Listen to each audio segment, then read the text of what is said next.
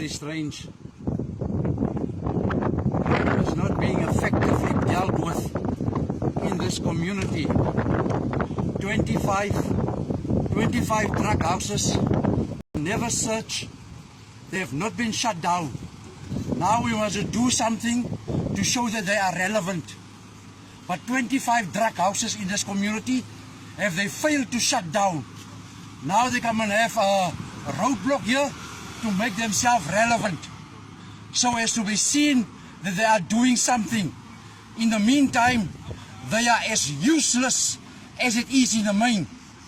They have deliberately failed to curb any crime, to shut down the 25 drug houses in this community. But now they must come and have a roadblock here. That is how useless these bunch are.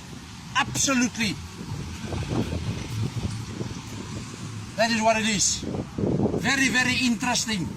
Cannot shut down 25 Pella Poster, but all of a sudden we're coming to have a roadblock. How sickening and stupid that is.